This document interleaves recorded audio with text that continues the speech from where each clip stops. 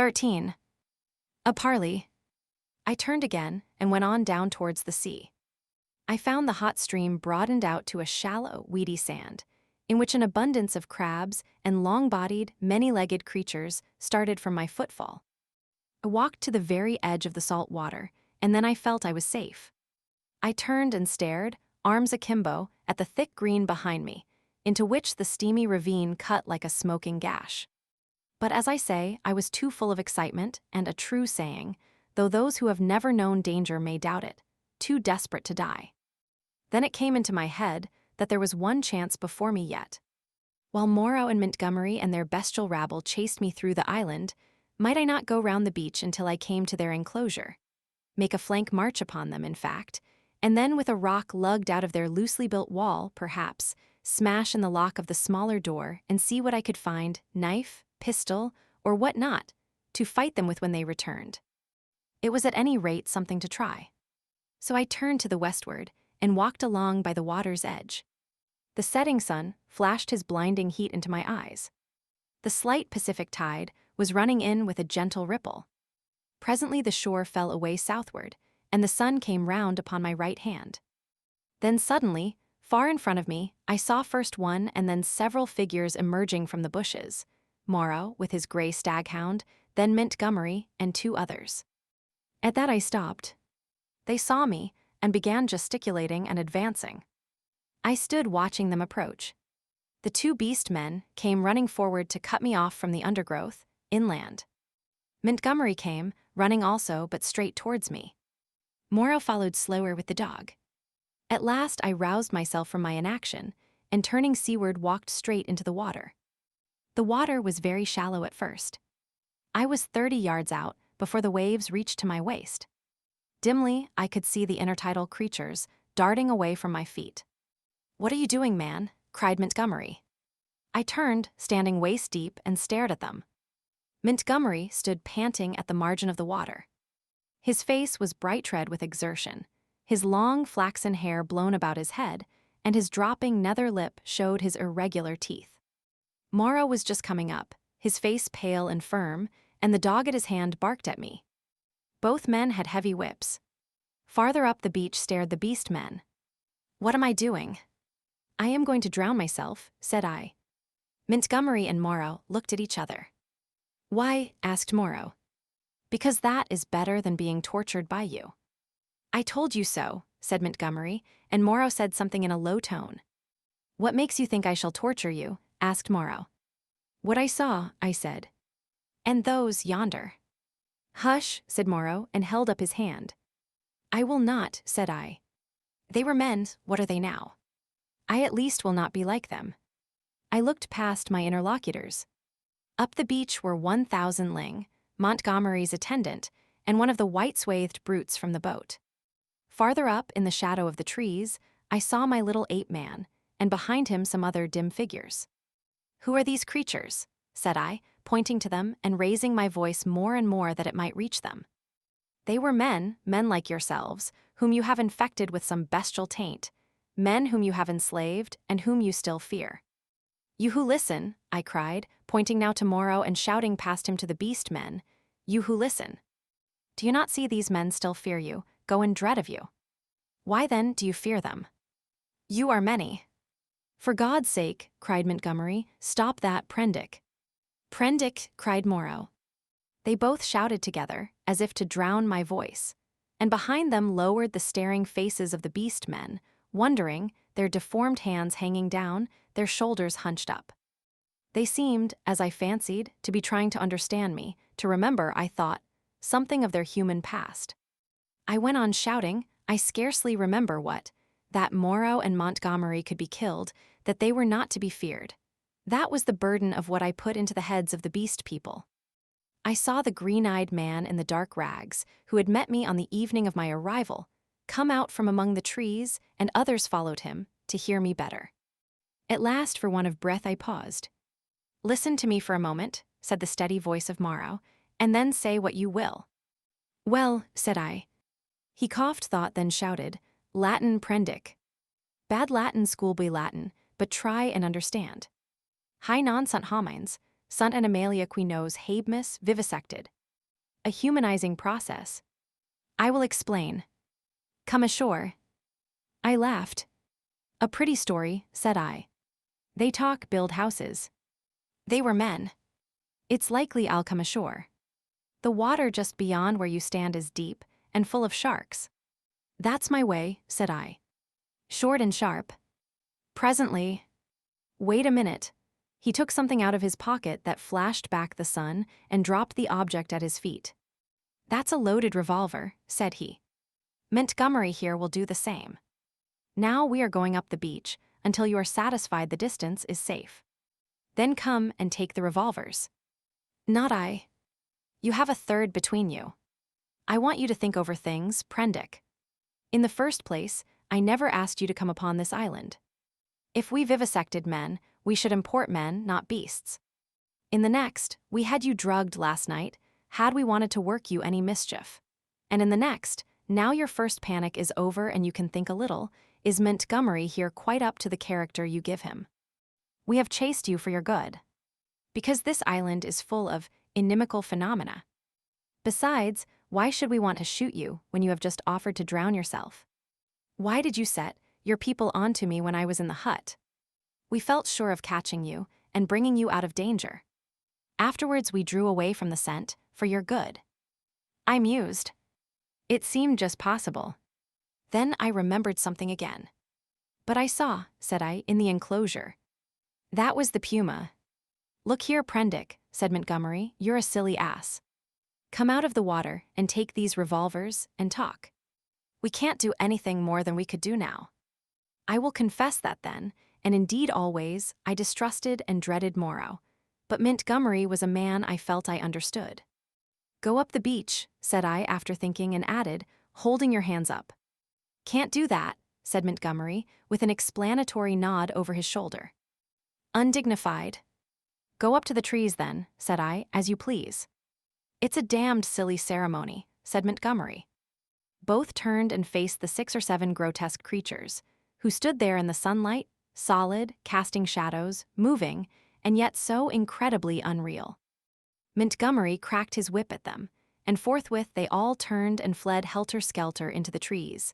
And when Montgomery and Moreau were at a distance I judged sufficient, I waded ashore and picked up and examined the revolvers.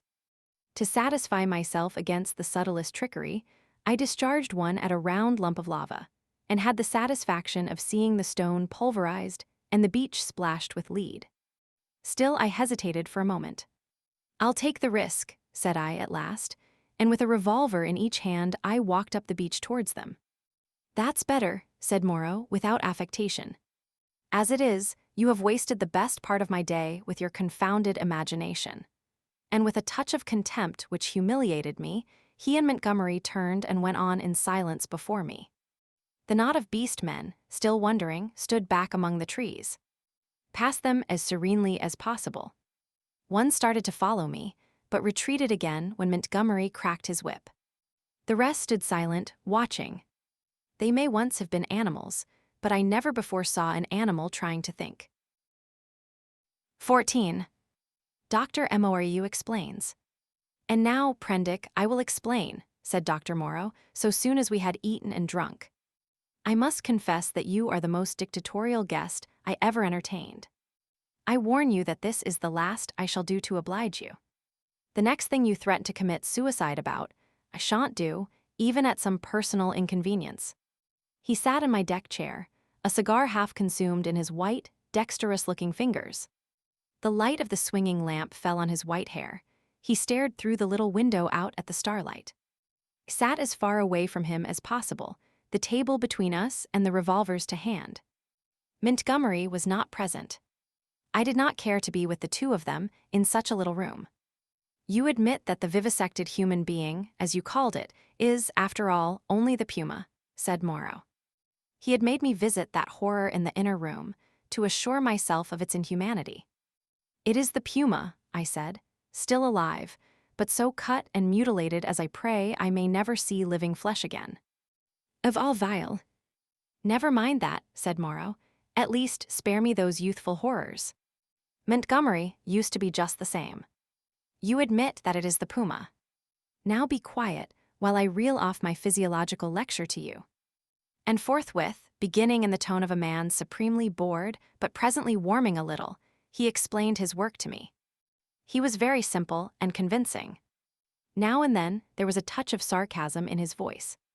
Presently, I found myself hot with shame at our mutual positions. The creatures I had seen were not men, had never been men. They were animals, humanized animals, triumphs of vivisection. You forget all that a skilled vivisector can do with living things, said Moreau. For my own part, I'm puzzled why the things I have done here have not been done before. Small efforts, of course, have been made: amputation, tongue-cutting, excisions. Of course, a squint may be induced or cured by surgery. Then, in the case of excisions, you have all kinds of secondary changes, pigmentary disturbances, modifications of the passions, alterations in the secretion of fatty tissue. I have no doubt you have heard of these things. Of course, said I. But these foul creatures of yours? All in good time, said he, waving his hand at me. I am only beginning. Those are trivial cases of alteration. Surgery can do better things than that. There is building up as well as breaking down and changing. You have heard, perhaps, of a common surgical operation resorted to in cases where the nose has been destroyed. A flap of skin is cut from the forehead, turned down on the nose, and heals in the new position. This is a kind of grafting in a new position of part of an animal upon itself. Grafting of freshly obtained material from another animal is also possible, the case of teeth, for example. The grafting of skin and bone is done to facilitate healing. The surgeon places in the middle of the wound pieces of skin snipped from another animal, or fragments of bone from a victim freshly killed. Hunter's cockspur, possibly you have heard of that, flourished on the bull's neck. And the rhinoceros rats of the Algerian zouaves are also to be thought of, monsters manufactured by transferring a slip from the tail of an ordinary rat to its snout and allowing it to heal in that position. Monsters manufactured, said I. Then you mean to tell me? Yes. These creatures you have seen are animals carven and wrought into new shapes. To the study of the plasticity of living forms, my life has been devoted. I have studied for years, gaining in knowledge as I go. I see you look horrified, and yet I am telling you nothing new. It all lay in the surface of practical anatomy years ago, but no one had the temerity to touch it. It is not simply the outward form of an animal which I can change. The physiology, the chemical rhythm of the creature, may also be made to undergo an enduring modification, of which vaccination and other methods of inoculation with living or dead matter are examples that will, no doubt, be familiar to you. A similar operation is the transfusion of blood, with which subject, indeed, began. These are all familiar cases. Less so, and probably far more extensive, were the operations of those medieval practitioners who made dwarfs and beggar cripples, show monsters. Some vestiges of whose art still remain in the preliminary manipulation of the young mountebank or contortionist. Victor Hugo gives an account of them in 50 Hommes qui rit, but perhaps my meaning grows plain now. You begin to see that it is a possible thing to transplant tissue from one part of an animal to another, or from one animal to another, to alter its chemical reactions and methods of growth, to modify the articulations of its limbs, and, indeed, to change it in its most intimate structure. And yet this extraordinary branch of knowledge has never been sought as an end, and systematically, by modern investigators until I took it up. Some such things have been hit upon in the last resort of surgery. Most of the kindred evidence that will recur to your mind has been demonstrated as it were by accident. By tyrants, by criminals, by the breeders of horses and dogs, by all kinds of untrained, clumsy-handed men working for their own immediate ends. I was the first man to take up this question armed with antiseptic surgery, and with a really scientific knowledge of the laws of growth. Yet one would imagine it must have been practiced in secret before. Such creatures as the Siamese twins, and in the vaults of the Inquisition.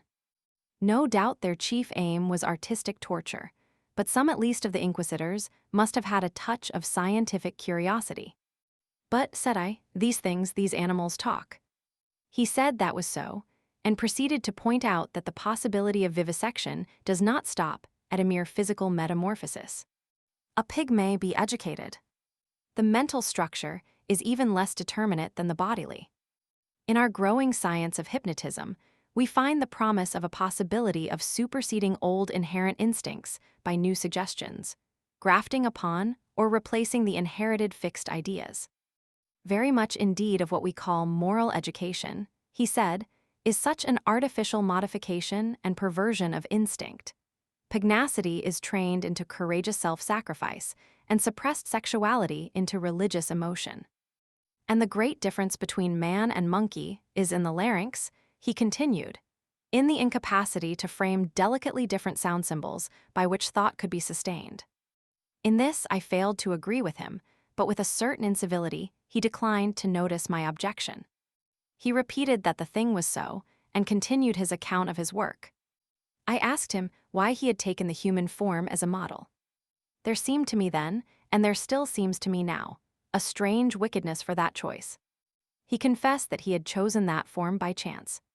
I might just as well have worked to form sheep into llamas, and llamas into sheep.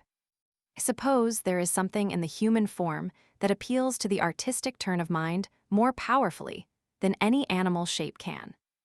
But I've not confined myself to man-making. Once or twice, he was silent for a minute perhaps. These years, how they have slipped by. And here I have wasted a day saving your life, and am now wasting an hour explaining myself. But, said I still do not understand. Where is your justification for inflicting all this pain? The only thing that could excuse vivisection to me would be some application. Precisely, said he. But you see, I am differently constituted. We are on different platforms. You are a materialist. I am not a materialist, I began hotly. In my view. For it is just this question of pain that parts us. So long as visible or audible pain turns you sick, so long as your own pains drive you, so long as pain underlies your propositions about sin, so long, I tell you, you are an animal, thinking a little less obscurely what an animal feels.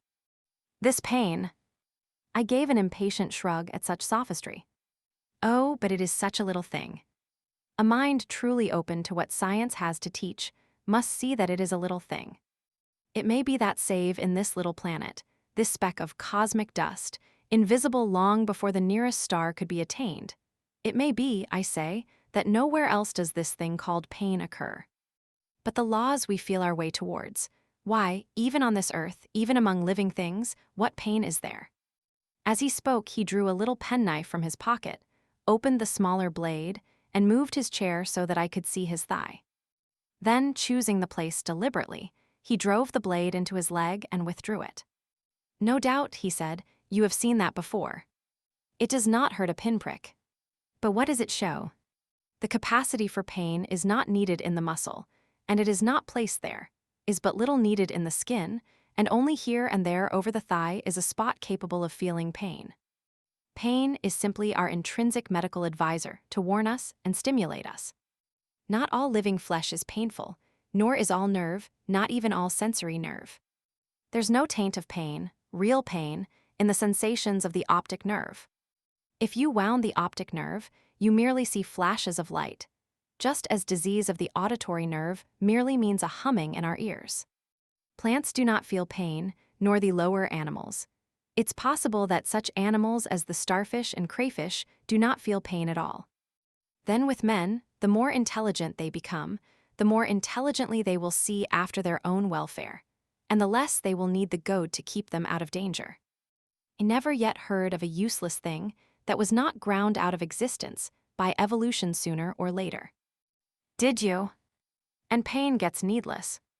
Then I'm a religious man, Prendick, as every sane man must be. It may be, I fancy, that I have seen more of the ways of this world's maker than you, for I have sought his laws in my way all my life, while you, I understand, have been collecting butterflies. And I tell you, pleasure and pain have nothing to do with heaven or hell. Pleasure and pain, bah. What is your theologian's ecstasy, but Mahomet's huri in the dark? This store which men and women set on pleasure and pain, Prendick, is the mark of the beast upon them, the mark of the beast from which they came. Pain, pain, and pleasure, they are for us only so long as we wriggle in the dust. You see, I went on with this research just the way it led me. That is the only way I ever heard of true research going. I asked a question, devised some method of obtaining an answer, and got a fresh question. Was this possible or that possible? You cannot imagine what this means to an investigator, what an intellectual passion grows upon him. You cannot imagine the strange, colorless delight of these intellectual desires. The thing before you is no longer an animal, a fellow creature, but a problem. Sympathetic pain. All I know of it I remember as a thing I used to suffer from years ago. It was the one thing I wanted, to find out the extreme limit of plasticity in a living shape. But, said I, the thing is an abomination. To this day, I have never troubled about the ethics of the matter, he continued. The study of nature makes a man at last as remorseless as nature. I have gone on, not heeding anything but the question I was pursuing, and the material has dripped into the huts yonder. It is nearly 11 years since we came here, I and Montgomery and 6 Kanakas. I remember the green stillness of the island and the empty ocean about us, as though it was yesterday. The place seemed waiting for me. The stores were landed, and the house was built.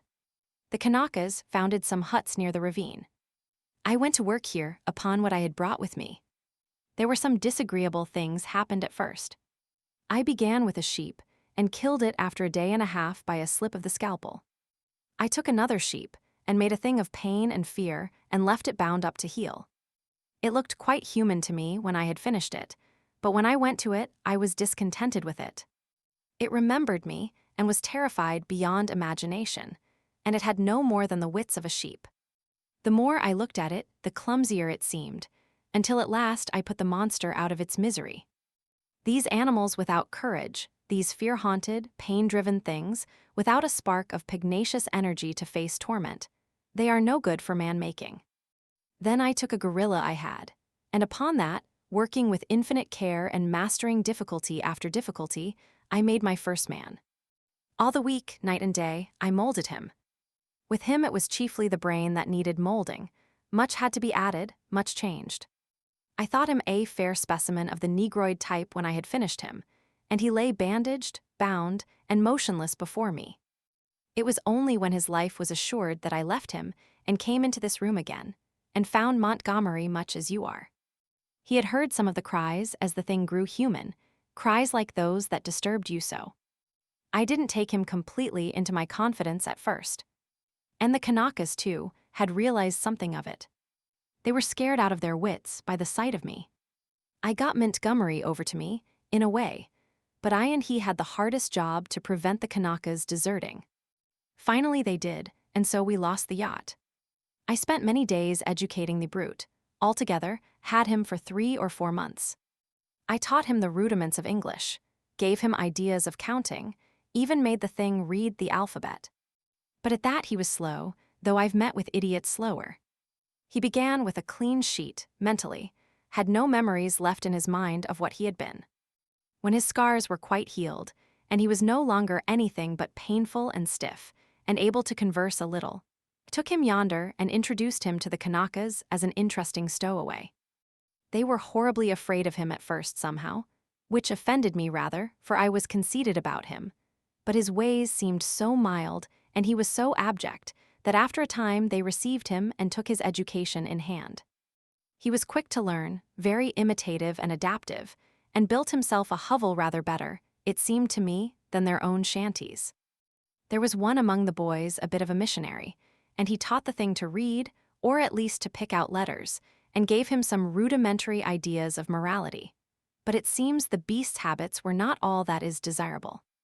I rested from work for some days after this, and was in a mind to write an account of the whole affair to wake up English physiology. Then I came upon the creature squatting up in a tree and gibbering at 2 of the Kanakas who had been teasing him. I threatened him, told him the inhumanity of such a proceeding, aroused his sense of shame, and came home resolved to do better before I took my work back to England. I have been doing better. But somehow the things drift back again, The stubborn beast flesh grows day by day back again. But I mean to do better things still. I mean to conquer that. This puma. But that's the story. All the Kanaka boys are dead now. One fell overboard of the launch, and one died of a wounded heel that he poisoned in some way with plant juice. 3 went away in the yacht, and I suppose and hope were drowned. The other one was killed. Well, I have replaced them. Montgomery went on much as you are disposed to do at first, and then. What became of the other one? Said I sharply, the other Kanaka who was killed. The fact is, after I had made a number of human creatures, I made a thing. He hesitated. Yes, said I. It was killed. I don't understand, said I. Do you mean to say? It killed the Kanaka, yes. It killed several other things that it caught. We chased it for a couple of days. It only got loose by accident. I never meant it to get away. It wasn't finished. It was purely an experiment. It was a limbless thing, with a horrible face, that writhed along the ground in a serpentine fashion. It was immensely strong and an infuriating pain. It lurked in the woods for some days, until we hunted it, and then it wriggled into the northern part of the island, and we divided the party to close in upon it. Montgomery insisted upon coming with me. The man had a rifle, and when his body was found, one of the barrels was curved into the shape of an S and very nearly bitten through. Montgomery shot the thing. After that, I stuck to the ideal of humanity, except for little things. He became silent. I sat in silence watching his face. So for 20 years altogether, counting 9 years in England, I have been going on.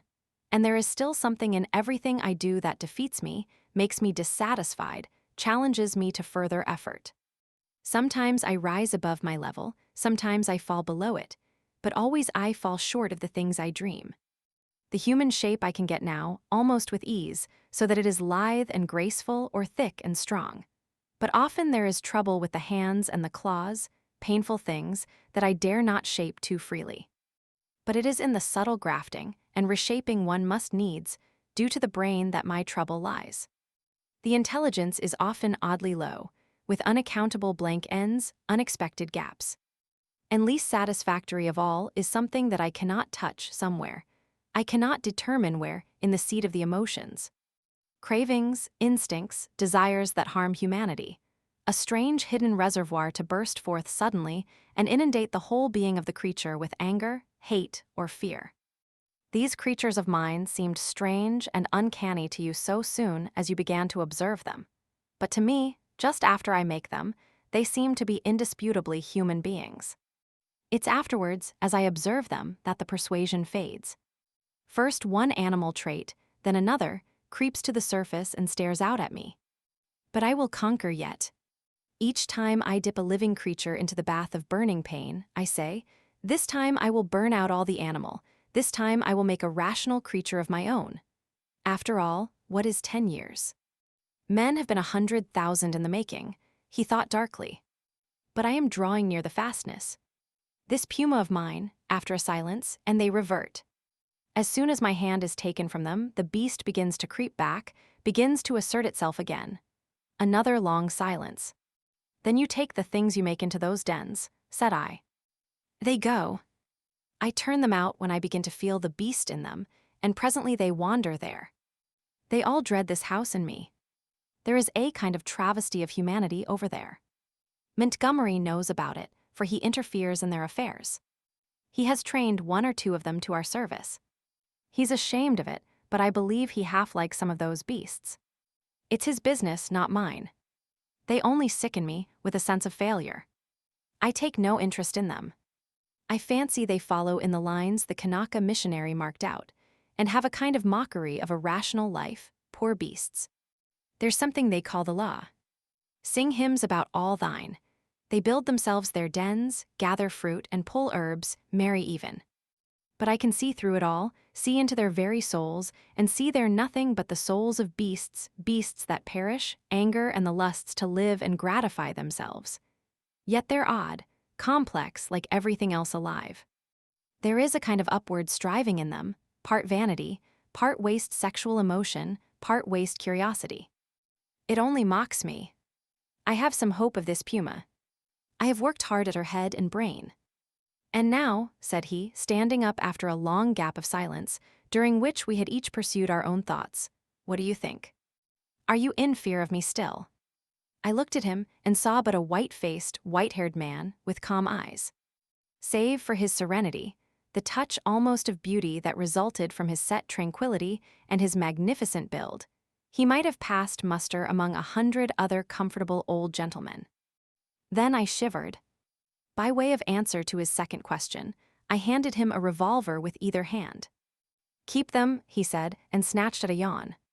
He stood up, stared at me for a moment, and smiled. You have had 2 eventful days, said he. I should advise some sleep. I'm glad it's all clear. Good night. He thought me over for a moment, then went out by the inner door. I immediately turned the key in the outer one. I sat down again, sat for a time in a kind of stagnant mood, so weary emotionally, mentally, and physically that I could not think beyond the point at which he had left me. The black window stared at me like an eye. At last, with an effort, I put out the light and got into the hammock. Very soon I was asleep. 15. Concerning the beast folk. I woke early. Moreau's explanation stood before my mind, clear and definite, from the moment of my awakening. I got out of the hammock and went to the door to assure myself that the key was turned. Then I tried the window bar and found it firmly fixed.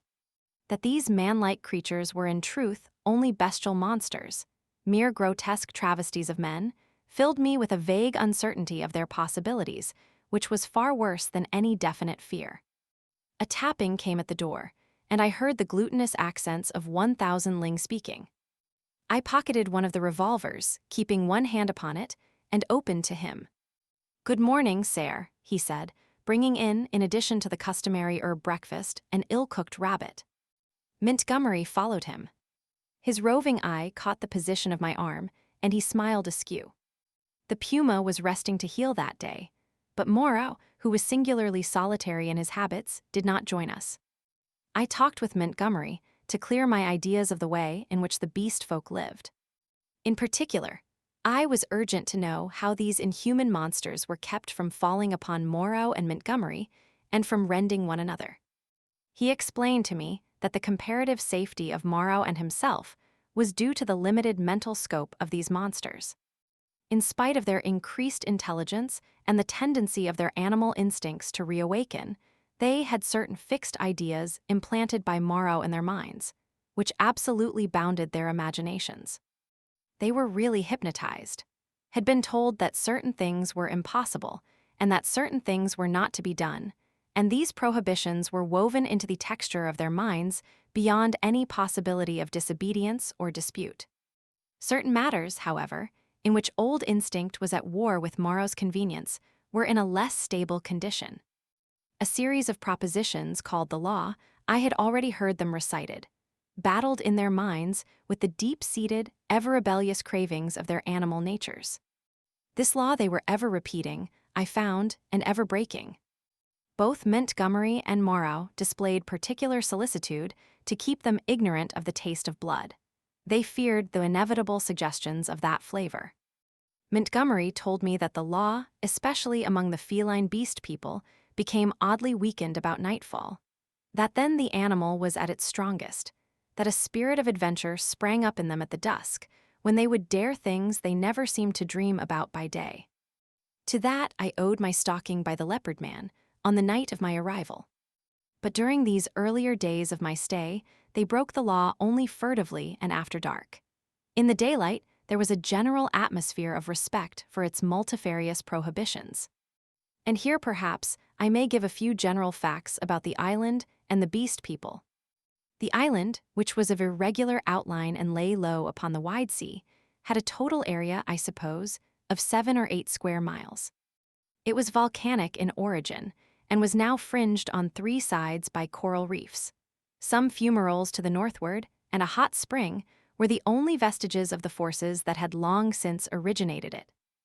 Now and then a faint quiver of earthquake would be sensible, and sometimes the ascent of the spire of smoke would be rendered tumultuous by gusts of steam. But that was all. The population of the island, Montgomery informed me, now numbered rather more than 60 of these strange creations of Moreau's art, not counting the smaller monstrosities which lived in the undergrowth and were without human form.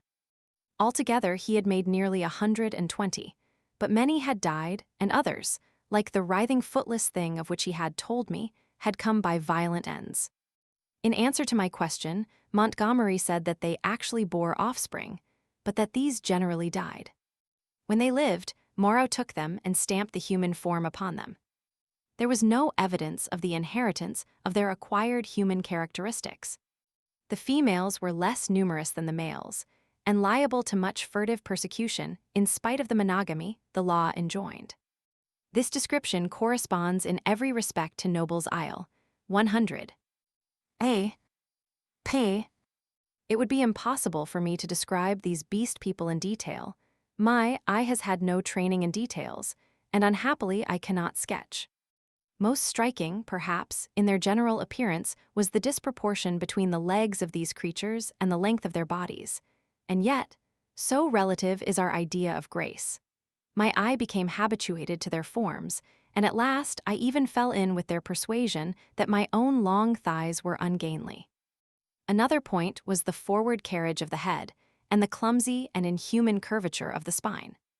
Even the ape-man lacked that inward sinuous curve of the back, which makes the human figure so graceful. Most had their shoulders hunched clumsily, and their short forearms hung weakly at their sides. Few of them were conspicuously hairy, at least until the end of my time upon the island. The next most obvious deformity was in their faces, almost all of which were prognathes, malformed about the ears, with large and protuberant noses, very furry or very bristly hair, and often strangely colored or strangely placed eyes. None could laugh, though the ape-man had a chattering titter. Beyond these general characters, their heads had little in common. Each preserved the quality of its particular species. The human mark distorted, but did not hide the leopard, the ox, or the sow, or other animal or animals from which the creature had been molded. The voices, too, varied exceedingly.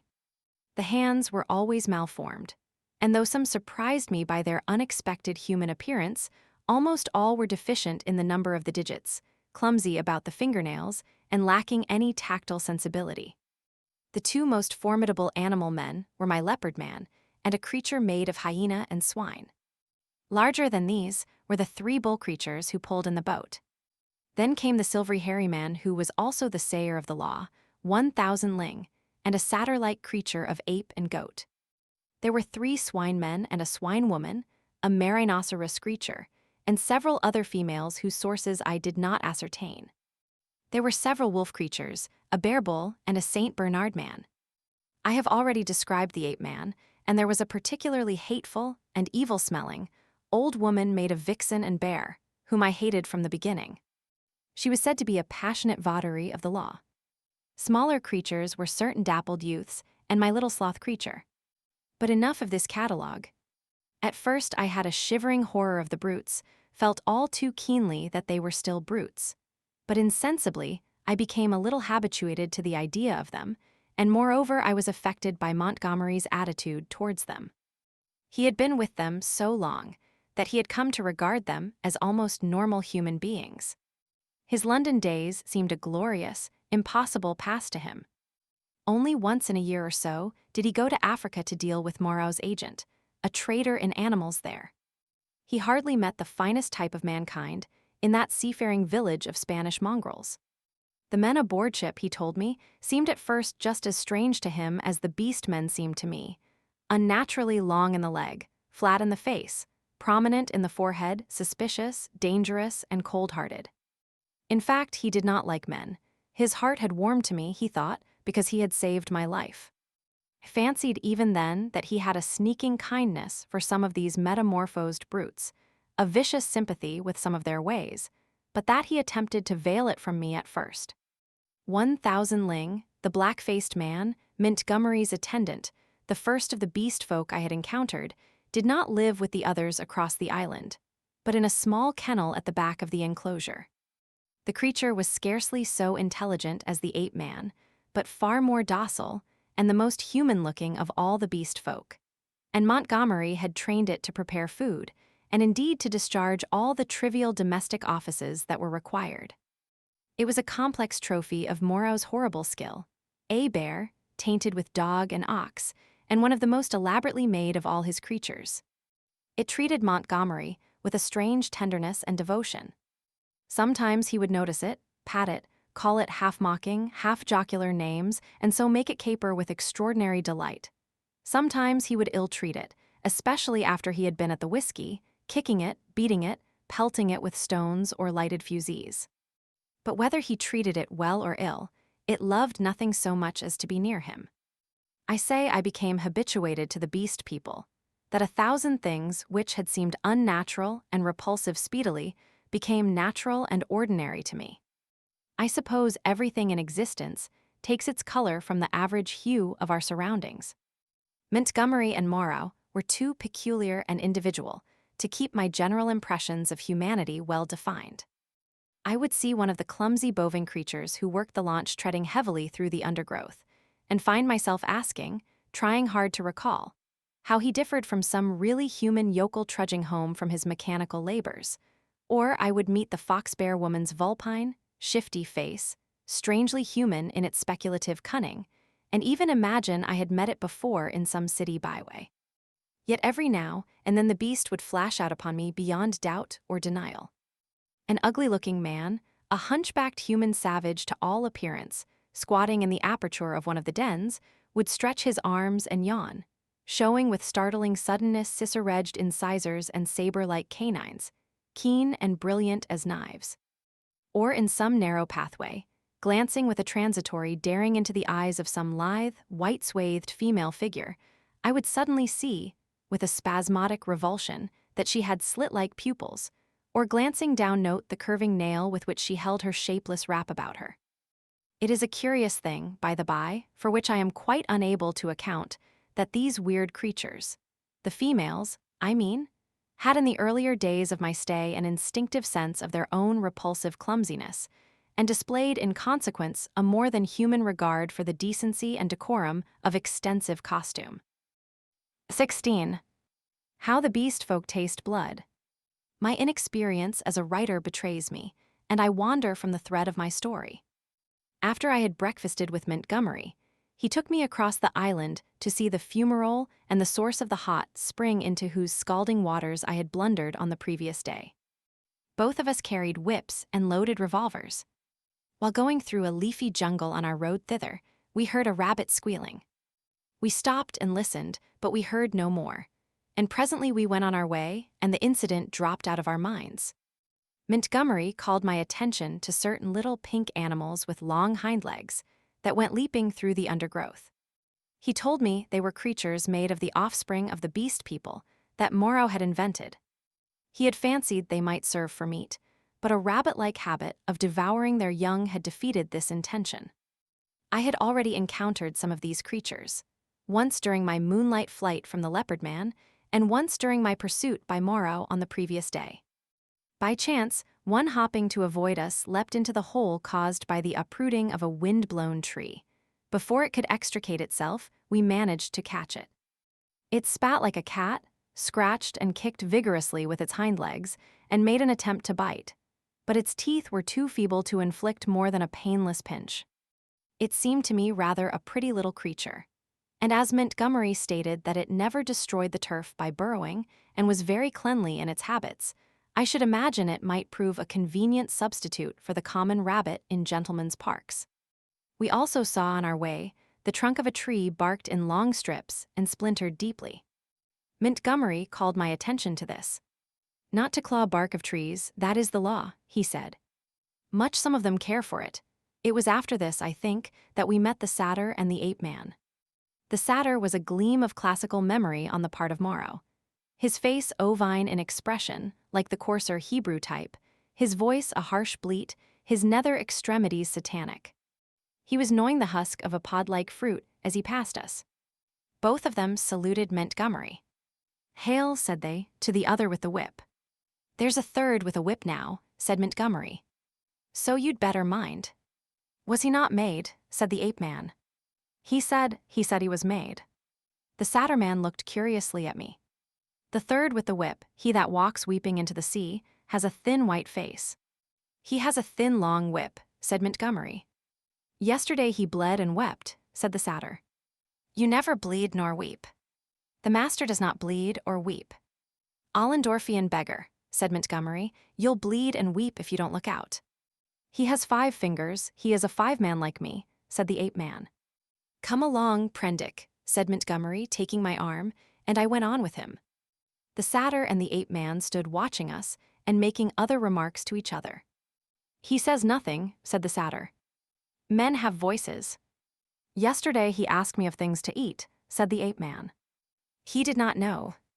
Then they spoke inaudible things, and I heard the satyr laughing. It was on our way back that we came upon the dead rabbit. The red body of the wretched little beast was rent to pieces, many of the ribs stripped white, and the backbone indisputably gnawed. At that Montgomery stopped. Good God, said he, stooping down and picking up some of the crushed vertebrae to examine them more closely. Good God, he repeated, what can this mean? Some carnivore of yours has remembered its old habits, I said after a pause. This backbone has been bitten through. He stood staring, with his face white and his lip pulled askew. I don't like this, he said slowly. I saw something of the same kind, said I, the first day I came here. The devil you did. What was it? A rabbit with its head twisted off. The day you came here. The day I came here. In the undergrowth at the back of the enclosure, when I went out in the evening. The head was completely wrung off. He gave a long, low whistle. And what is more, I have an idea which of your brutes did the thing. It's only a suspicion, you know. Before I came on the rabbit, I saw one of your monsters drinking in the stream. Sucking his drink. Yes. Not to suck your drink, that is the law. Much the brutes care for the law, eh? When Moreau's not about. It was the brute who chased me. Of course, said Montgomery, it's just the way with carnivores. After a kill, they drink. It's the taste of blood, you know. What was the brute like? He continued. Would you know him again?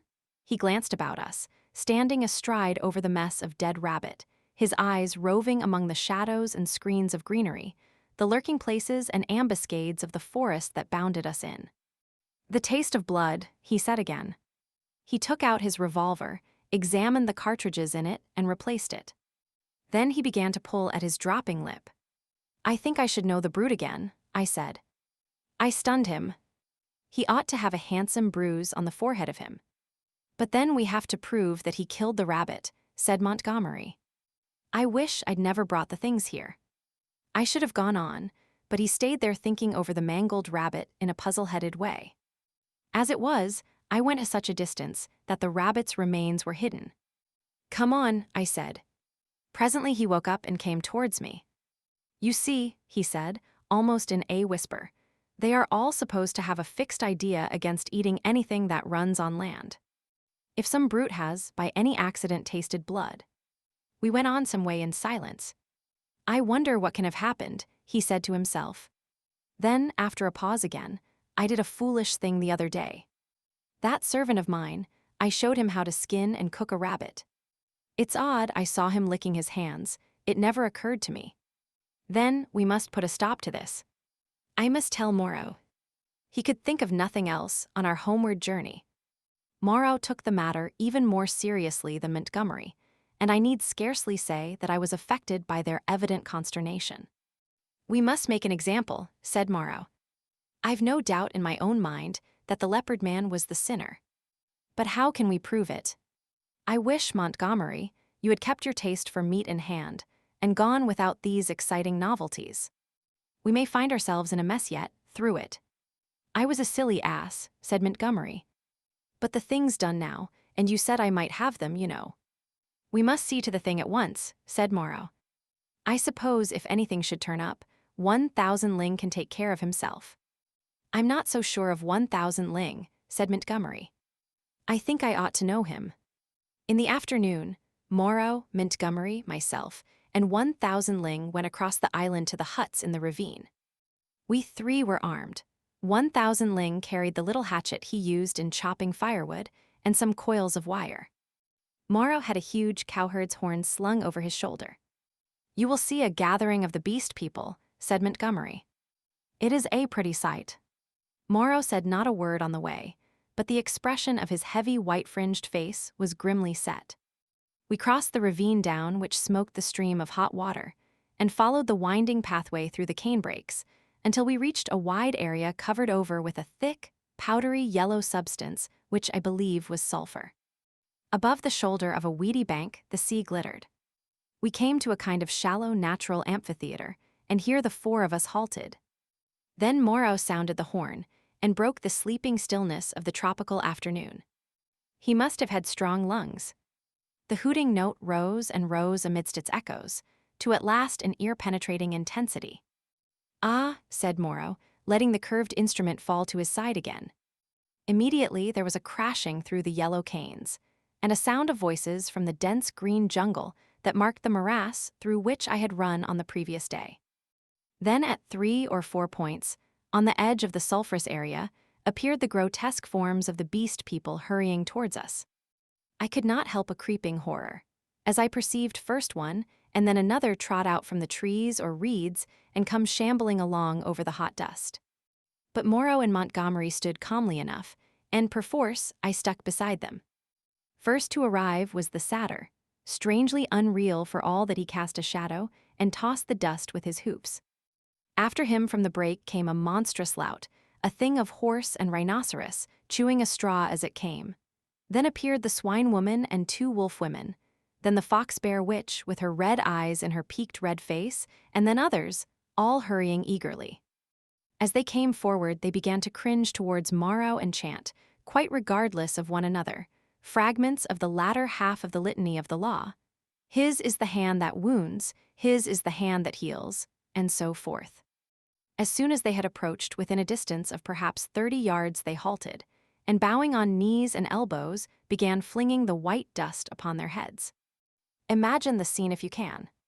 We 3 blue-clad men, with our misshapen black-faced attendant, standing in a wide expanse of sunlit yellow dust under the blazing blue sky, and surrounded by this circle of crouching and gesticulating monstrosities, some almost human save in their subtle expression and gestures, some like cripples, some so strangely distorted as to resemble nothing but the denizens of our wildest dreams.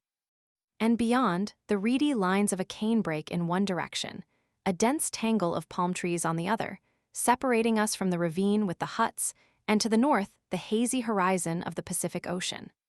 62-63, counted Moreau. "There are 4 more. I do not see the leopard man," said I. Presently Moreau sounded the great horn again, and at the sound of it, all the beast people writhed and groveled in the dust. Then, slinking out of the canebrake, stooping near the ground and trying to join the dust-throwing circle behind Moreau's back, came the leopard man.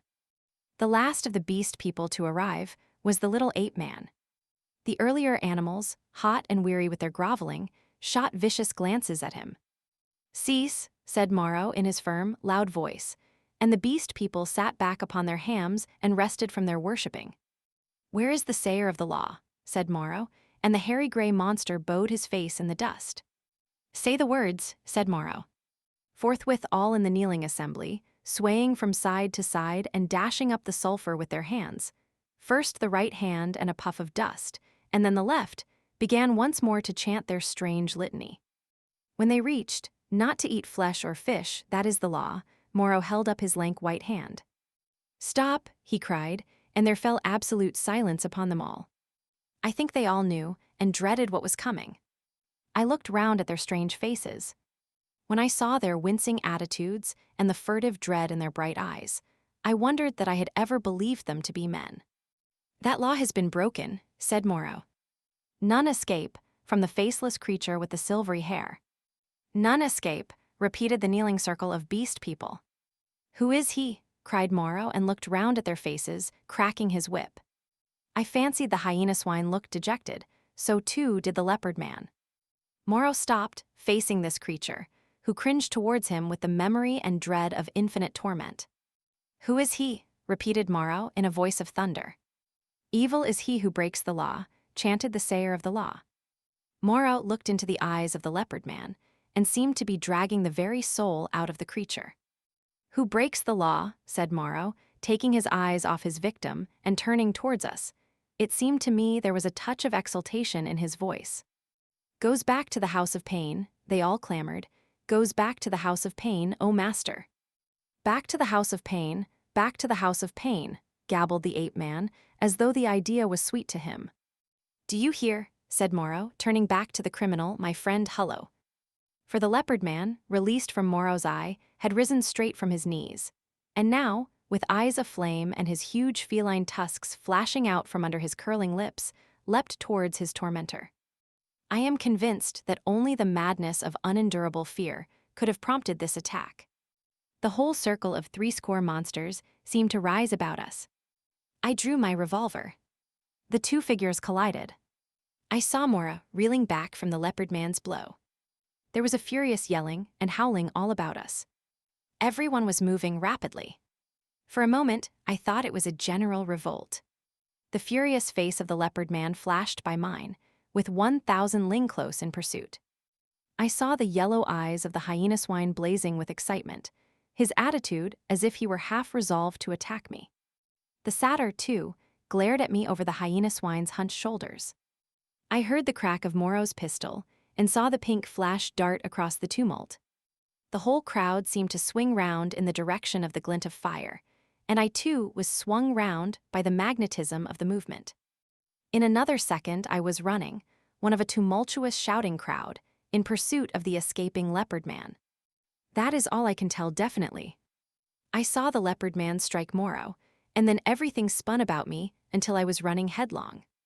1,000 ling was ahead, close in pursuit of the fugitive. Behind, their tongues already lolling out, ran the wolf women in great leaping strides. The swine folk followed, squealing with excitement, and the two bull men in their swathings of white.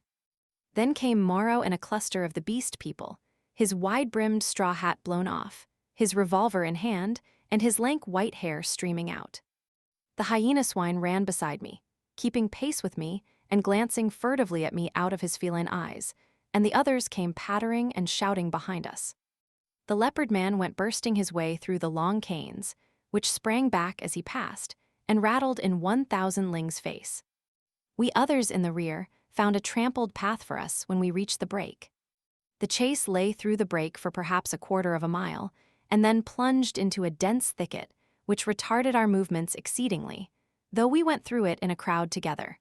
Fronds flicking into our faces, ropey creepers catching us under the chin or gripping our ankles, thorny plants hooking into and tearing cloth and flesh together. "He has gone on all fours through this," panted Moreau, now just ahead of me. "None escape," said the wolf bear, laughing into my face with the exultation of hunting. We burst out again among rocks, and saw the quarry ahead running lightly on all fours and snarling at us over his shoulder. At that the wolf folk howled with delight. The thing was still clothed, and at a distance its face still seemed human, but the carriage of its 4 limbs was feline, and the furtive droop of its shoulder was distinctly that of a hunted animal. It leapt over some thorny yellow flowering bushes, and was hidden. 1,000 ling was halfway across the space. Most of us now had lost the first speed of the chase, and had fallen into a longer and steadier stride. I saw as we traversed the open that the pursuit was now spreading from a column into a line. The hyena swine still ran close to me, watching me as it ran, every now and then puckering its muzzle with a snarling laugh.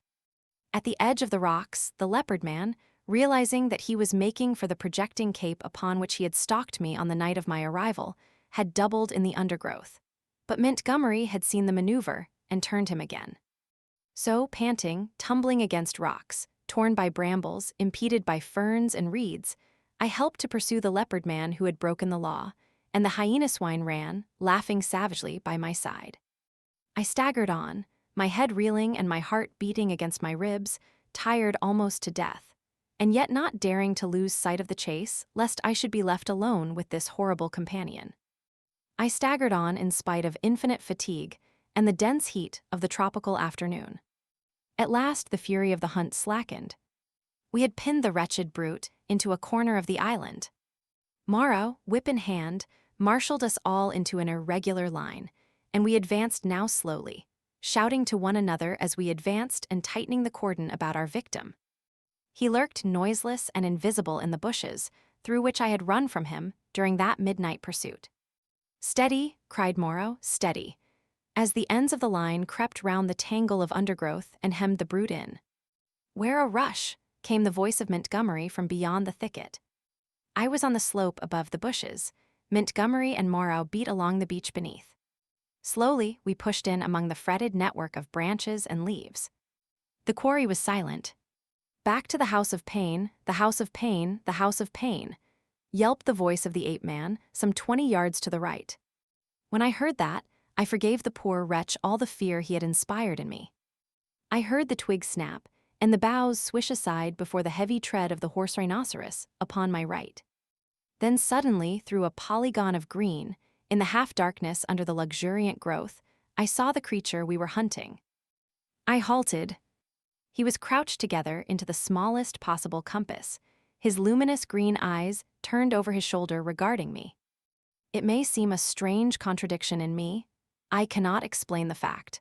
But now, seeing the creature there in a perfectly animal attitude, with the light gleaming in its eyes and its imperfectly human face distorted with terror, I realized again the fact of its humanity. In another moment, other of its pursuers would see it, and it would be overpowered and captured to experience once more the horrible tortures of the enclosure. Abruptly, I slipped out my revolver, aimed between its terror-struck eyes, and fired.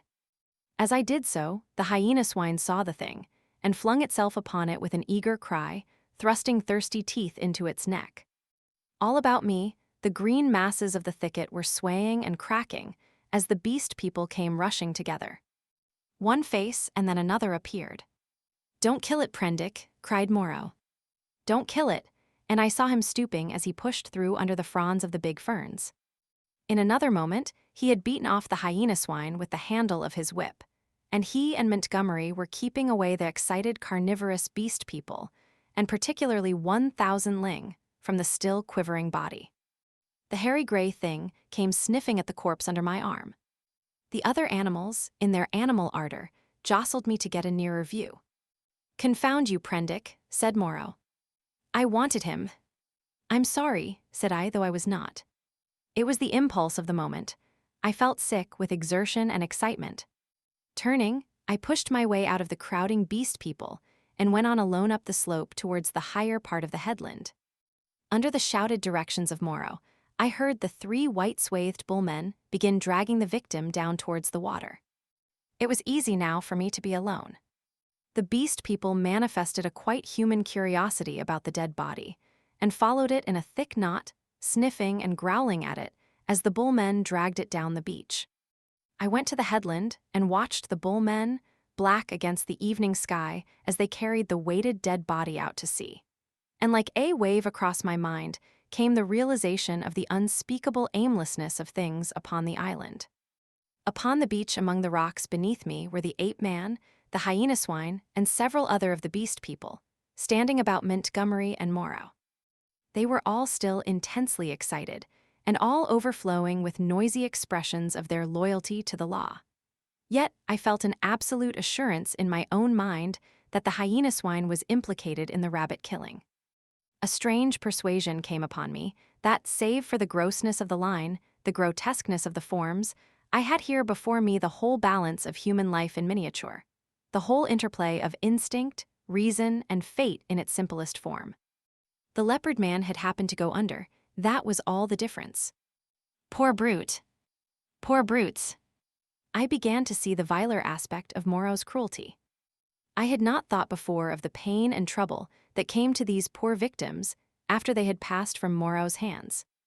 I had shivered only at the days of actual torment in the enclosure. But now that seemed to me the lesser part.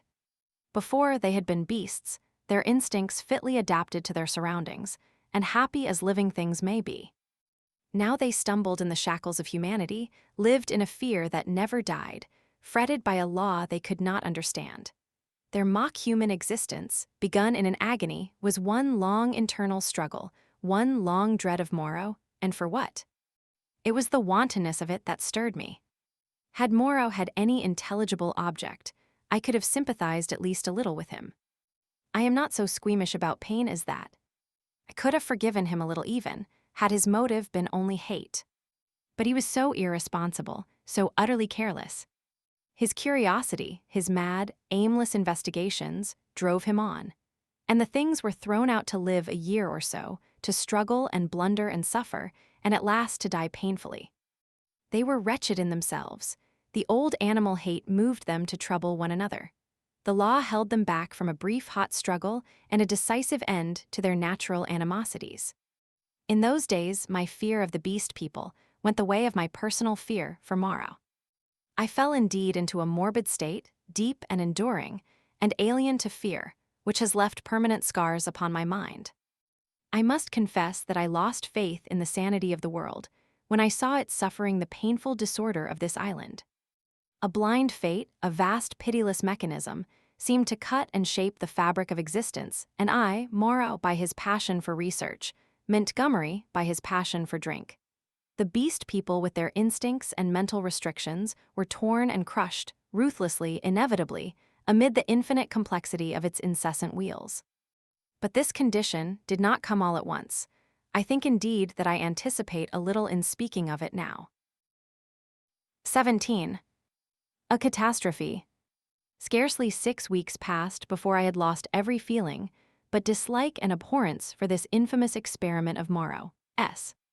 My one idea was to get away from these horrible caricatures of my Maker's image back to the sweet and wholesome intercourse of men. My fellow creatures, from whom I was thus separated, began to assume idyllic virtue and beauty in my memory. My first friendship with Montgomery did not increase. His long separation from humanity, his secret vice of drunkenness, his evident sympathy with the beast people tainted him to me. Several times I let him go alone among them. Avoided intercourse with them in every possible way. I spent an increasing proportion of my time upon the beach, looking for some liberating sail that never appeared, until one day there fell upon us an appalling disaster, which put an altogether different aspect upon my strange surroundings. It was about 7 or 8 weeks after my landing, rather more, I think, though I had not troubled to keep account of the time, when this catastrophe occurred. It happened in the early morning, I should think about 6. I had risen and breakfasted early, having been aroused by the noise of 3 beast men carrying wood into the enclosure. After breakfast, I went to the open gateway of the enclosure, and stood there smoking a cigarette and enjoying the freshness of the early morning. Moreau presently came round the corner of the enclosure and greeted me. He passed by me, and I heard him behind me unlock and enter his laboratory. So indurated was I at that time to the abomination of the place, that I heard without a touch of emotion the puma victim begin another day of torture. It met its persecutor with a shriek, almost exactly like that of an angry virago. Then suddenly something happened, I do not know what to this day. Heard a short, sharp cry behind me, a fall, and turning saw an awful face rushing upon me. Not human, not animal, but hellish, brown, seamed with red branching scars, red drops starting out upon it, and the lidless eyes ablaze. I threw up my arm to defend myself from the blow that flung me headlong with a broken forearm.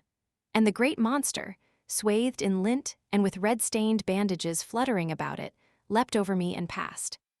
I rolled over and over down the beach, tried to sit up, and collapsed upon my broken arm. Then Moreau appeared, his massive white face all the more terrible for the blood that trickled from his forehead. He carried a revolver in one hand. He scarcely glanced at me, but rushed off at once in pursuit of the puma. I tried the other arm and sat up. The muffled figure in front ran in great striding leaps along the beach, and Moreau followed her. She turned her head and saw him, then doubling abruptly made for the bushes. She gained upon him at every stride. I saw her plunge into them, and Moreau, running slantingly to intercept her, fired and missed as she disappeared. Then he too vanished in the green confusion. I stared after them, and then the pain in my arm flamed up, and with a groan I staggered to my feet. Montgomery appeared in the doorway dressed, and with his revolver in his hand. "Great God, Prendick," he said, not noticing that I was hurt, "that brute's loose." Tore the fetter out of the wall. "Have you seen them?" Then sharply, seeing I gripped my arm, "What's the matter?" I was standing in the doorway, said I. He came forward and took my arm. Blood on the sleeve, said he, and rolled back the flannel. He pocketed his weapon, felt my arm about painfully, and led me inside. Your arm is broken, he said, and then, tell me exactly how it happened, what happened. I told him what I had seen, told him in broken sentences, with gasps of pain between them, and very dexterously and swiftly, he bound my arm meanwhile. He slung it from my shoulder, stood back and looked at me. You'll do, he said. And now? He thought. Then he went out and locked the gates of the enclosure. He was absent some time. I was chiefly concerned about my arm. The incident seemed merely one more of many horrible things. I sat down in the deck chair, and I must admit swore heartily at the island. The first dull feeling of injury in my arm had already given way to a burning pain when Montgomery reappeared. His face was rather pale, and he showed more of his lower gums than ever. I can neither see nor hear anything of him, he said. I've been thinking he may want my help. He stared at me with his expressionless eyes. That was a strong brute, he said. It simply wrenched its fetter out of the wall. He went to the window, then to the door, and there turned to me. I shall go after him, he said. There's another revolver I can leave with you. To tell you the truth, I feel anxious somehow. He obtained the weapon and put it ready to my hand on the table, then went out, leaving a restless contagion in the air. I did not sit long after he left, but took the revolver in hand and went to the doorway. The morning was as still as death. Not a whisper of wind was stirring. The sea was like polished glass, the sky empty, the beach desolate. In my half-excited, half-feverish state, this stillness of things oppressed me. I tried to whistle, and the tune died away. I swore again, the second time that morning. Then I went to the corner of the enclosure and stared inland at the green bush that had swallowed up Moreau and Montgomery. When would they return and how?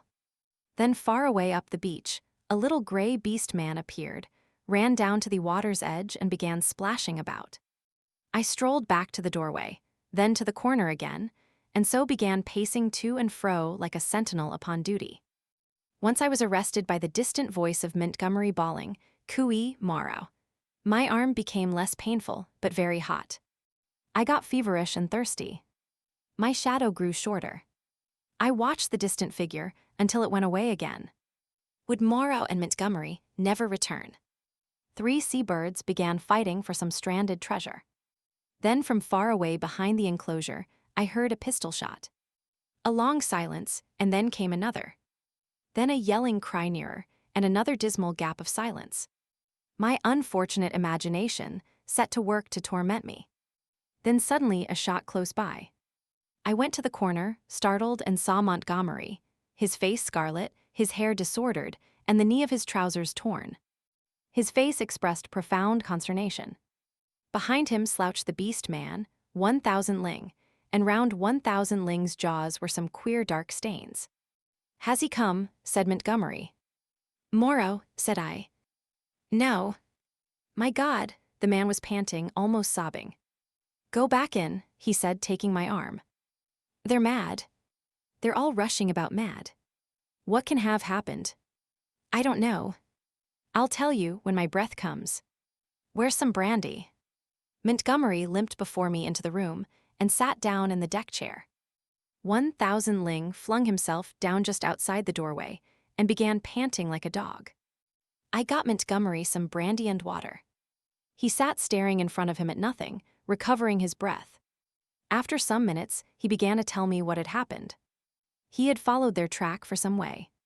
It was plain enough at first on account of the crushed and broken bushes, white rags torn from the puma's bandages, and occasional smears of blood on the leaves of the shrubs and undergrowth.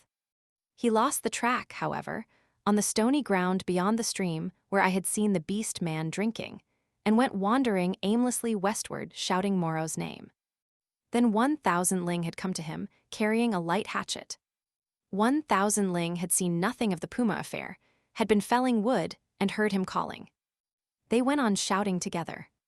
2 beast men came crouching and peering at them through the undergrowth, with gestures and a furtive carriage that alarmed Montgomery by their strangeness. He hailed them, and they fled guiltily. He stopped shouting after that, and after wandering some time farther in an undecided way, determined to visit the huts. He found the ravine deserted. Growing more alarmed every minute, he began to retrace his steps. Then it was he encountered the 2 swinemen I had seen dancing on the night of my arrival. Blood-stained, they were about the mouth, and intensely excited. They came crashing through the ferns, and stopped with fierce faces when they saw him. He cracked his whip in some trepidation, and forthwith they rushed at him. Never before had a beast man dared to do that. When he shot through the head, 1,000 Ling flung himself upon the other, and the 2 rolled grappling. 1,000 Ling got his brute under and with his teeth in its throat, and Montgomery shot that too as it struggled in 1,000 Ling's grip. He had some difficulty in inducing 1,000 Ling to come on with him. Thence they had hurried back to me. On the way, 1,000 Ling had suddenly rushed into a thicket and driven out an undersized ocelot man, also blood-stained and lame through a wound in the foot. This brute had run a little way and then turned savagely at bay, and Montgomery, with a certain wantonness, I thought, had shot him. "What does it all mean?" said I. He shook his head and turned once more to the brandy. 18. The finding of Moreau. When I saw Montgomery swallow a 3rd dose of brandy, I took it upon myself to interfere. He was already more than half fuddled. I told him that some serious thing must have happened to Moreau by this time, or he would have returned before this, and that it behoved us to ascertain what that catastrophe was. Montgomery raised some feeble objections, and at last agreed. We had some food, and then all 3 of us started. It is possibly due to the tension of my mind, at the time, but even now that start into the hot stillness of the tropical afternoon is a singularly vivid impression. 1,000 Ling went first, his shoulder hunched, his strange black head moving with quick starts as he peered first on this side of the way and then on that. He was unarmed, his axe he had dropped when he encountered the swineman. Teeth were his weapons when it came to fighting. Montgomery followed with stumbling footsteps, his hands in his pockets, his face downcast. He was in a state of muddled sullenness with me on account of the brandy. My left arm was in a sling, it was lucky it was my left, and I carried my revolver in my right. Soon we traced a narrow path through the wild luxuriance of the island, going northwestward, and presently 1,000 Ling stopped and became rigid with watchfulness. Montgomery almost staggered into him, and then stopped too. Then, listening intently, we heard coming through the trees the sound of voices and footsteps approaching us. "He is dead," said a deep, vibrating voice. "He is not dead, he is not dead," jabbered another. We saw," said several voices. "Hullo," suddenly shouted Montgomery, "hullo there." "Confound you," said I and gripped my pistol. There was a silence, then a crashing among the interlacing vegetation, first here, then there, and then 6 faces appeared, strange faces, lit by a strange light. 1,000 Ling made a growling noise in his throat. I recognized the ape-man. I had indeed already identified his voice, and 2 of the white-swathed, brown-featured creatures I had seen in Montgomery's boat. With these were the 2 dappled brutes and that gray, horribly crooked creature who said the law, with gray hair streaming down its cheeks, heavy gray eyebrows, and gray locks pouring off from a central parting upon its sloping forehead. A heavy, faceless thing, with strange red eyes, looking at us curiously from amidst the green.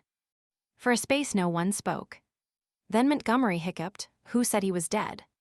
The monkey man looked guiltily at the hairy gray thing. "He is dead," said this monster. They saw.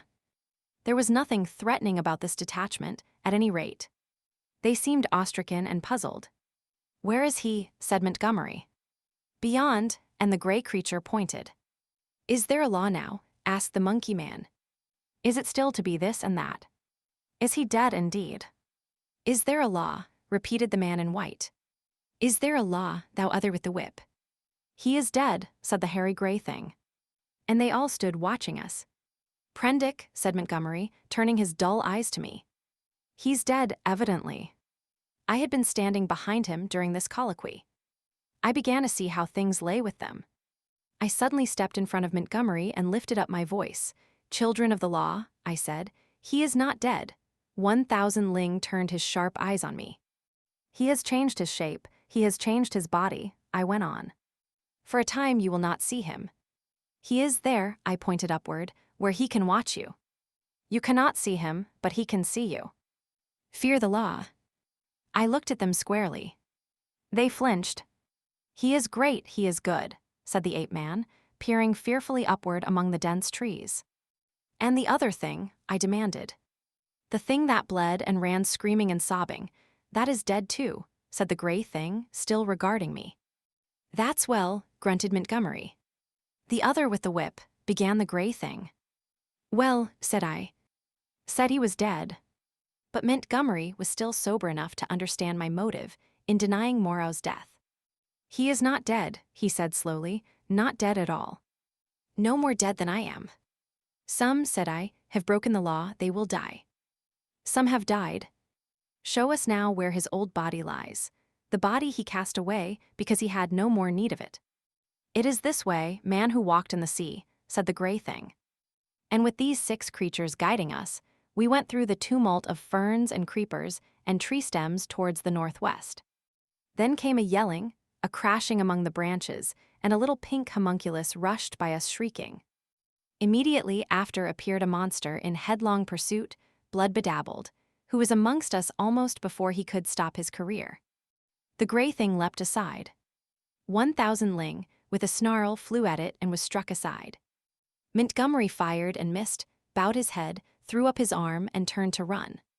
I fired and the thing still came on, fired again, point blank, into its ugly face. I saw its features vanish in a flash, its face was driven in. Yet it passed me, gripped Montgomery, and holding him, fell headlong beside him and pulled him sprawling upon itself in its death agony. I found myself alone with 1,000 Ling, the dead brute, and the prostrate man. Montgomery raised himself slowly and stared in a muddled way at the shattered beast man beside him. It more than half sobered him. He scrambled to his feet. Then I saw the gray thing returning cautiously through the trees. See, said I, pointing to the dead brute, is the law not alive? This came of breaking the law. He peered at the body. He sends the fire that kills, said he, in his deep voice, repeating part of the ritual. The others gathered round and stared for a space. At last we drew near the westward extremity of the island. We came upon the gnawed and mutilated body of the puma, its shoulder bones smashed by a bullet, and perhaps 20 yards farther found at last what we sought. Moreau lay face downward in a trampled space in a canebrake. One hand was almost severed at the wrist, and his silvery hair was dabbled in blood. His head had been battered in by the fetters of the puma. The broken canes beneath him were smeared with blood. His revolver we could not find. Montgomery turned him over. Resting at intervals, and with the help of the 7 beast people, for he was a heavy man, we carried Moreau back to the enclosure. The night was darkling. Twice we heard unseen creatures howling and shrieking past our little band, and once the little pink sloth creature appeared and stared at us, and vanished again. But we were not attacked again. At the gates of the enclosure, our company of beast people left us, 1,000 Ling going with the rest. We locked ourselves in, and then took Moreau's mangled body into the yard and laid it upon a pile of brushwood. Then we went into the laboratory and put an end to all we found living there. 19. Montgomery's bank holiday. When this was accomplished, and we had washed and eaten, Montgomery and I went into my little room and seriously discussed our position for the first time. It was then near midnight. He was almost sober, but greatly disturbed in his mind. He had been strangely under the influence of Moreau's personality. I do not think it had ever occurred to him that Moreau could die. This disaster was the sudden collapse of the habits that had become part of his nature in the 10 or more monotonous years he had spent on the island. He talked vaguely, answered my questions crookedly, wandered into general questions. This silly ass of a world, he said, what a muddle it all is. I haven't had any life. I wonder when it's going to begin. 16 years being bullied by nurses and schoolmasters at their own sweet will. 5 in London grinding hard at medicine, bad food, shabby lodgings, shabby clothes, shabby vice, a blunder. I didn't know any better, and hustled off to this beastly island. 10 years here. What's it all for, Prendick? Are we bubbles blown by a baby? It was hard to deal with such ravings. The thing we have to think of now, said I, is how to get away from this island. What's the good of getting away? I'm an outcast. Where am I to join on? It's all very well for you, Prendick. Poor old Mara. We can't leave him here to have his bones picked. As it is, and besides, what will become of the decent part of the beast folk? Well, said I, that will do tomorrow. I've been thinking we might make the brushwood into a pyre and burn his body, and those other things. Then what will happen with the beast folk? I don't know. I suppose those that were made of beasts of prey will make silly asses of themselves sooner or later. We can't massacre the lot, can we? I suppose that's what your humanity would suggest. But they'll change. They are sure to change. He talked thus inconclusively, until at last I felt my temper going. Damnation, he exclaimed at some petulance of mine, can't you see I'm in a worse hole than you are? And he got up and went for the brandy. Drink, he said, returning. You logic-chopping, chalky-faced saint of an atheist, drink. Not I, said I, and sat grimly watching his face under the yellow paraffine flare, as he drank himself into a garrulous misery. I have a memory of infinite tedium. He wandered into a maudlin defense of the beast people and of 1,000 ling. 1,000 ling, he said, was the only thing that had ever really cared for him. And suddenly, an idea came to him. I'm damned, said he, staggering to his feet and clutching the brandy bottle. By some flash of intuition, I knew what it was he intended. You don't give drink to that beast, I said, rising and facing him. Beast, said he. You're the beast. He takes his liquor like a Christian. Come out of the way, Prendick. For God's sake, said I. Get out of the way, he roared, and suddenly whipped out his revolver. Very well, said I, and stood aside, half-minded to fall upon him as he put his hand upon the latch, but deterred by the thought of my useless arm. You've made a beast of yourself, to the beasts you may go. He flung the doorway open, and stood half-facing me between the yellow lamplight and the pallid glare of the moon. His eye sockets were blotches of black under his stubbly eyebrows. You're a solemn prig, Prendick, a silly ass. You're always fearing and fancying. We're on the edge of things. I'm bound to cut my throat tomorrow. I'm going to have a damned bank holiday tonight. He turned and went out into the moonlight. 1,000 ling, he cried, 1,000 ling, old friend. 3 dim creatures in the silvery light came along the edge of the wan beach, one a white-trapped creature, the other 2 blotches of blackness following it. They halted, staring. Then I saw 1,000 ling's hunched shoulders as he came round the corner of the house. Drink, cried Montgomery, drink, you brutes. Drink and be men. Damn, I'm the cleverest. Moreau forgot this is the last touch. Drink, tell you. And waving the bottle in his hand, he started off at a kind of quick trot to the westward, 1,000 ling ranging himself between him and the 3 dim creatures who followed. I went to the doorway. They were already indistinct, in the mist of the moonlight, before Montgomery halted. I saw him administer a dose of the raw brandy to 1,000 ling, and saw the 5 figures melt into one vague patch. Sing, I heard Montgomery shout, sing all together, confound old Prendick. That's right, now again, confound old Prendick. The black group broke up into 5 separate figures, and wound slowly away from me along the band of shining beach. Each went howling at his own sweet will, yelping insults at me, or giving whatever other vent this new inspiration of brandy demanded. Presently I heard Montgomery's voice shouting, "Right turn," and they passed with their shouts and howls into the blackness of the landward trees. Slowly, very slowly, they receded into silence. The peaceful splendor of the night healed again. The moon was now past the meridian and traveling down the west. It was at its full, and very bright, riding through the empty blue sky. The shadow of the wall lay, a yard wide and of inky blackness, at my feet. The eastward sea was a featureless gray, dark and mysterious, and between the sea and the shadow the gray sands, of volcanic glass and crystals, flashed and shone like a beach of diamonds. Behind me the paraffine lamp flared hot and ruddy. Then I shut the door, locked it, and went into the enclosure where Moreau lay beside his latest victims, the staghounds and the llama and some other wretched brutes, with his massive face calm even after his terrible death, and with the hard eyes open, staring at the dead white moon above. I sat down upon the edge of the sink, and with my eyes upon that ghastly pile of silvery light and ominous shadows began to turn over my plans. In the morning, I would gather some provisions in the dingy, and after setting fire to the pyre before me, push out into the desolation of the high sea once more. I felt that for Montgomery there was no help, that he was, in truth, half akin to these beast folk, unfitted for human kindred. I do not know how long I sat there scheming.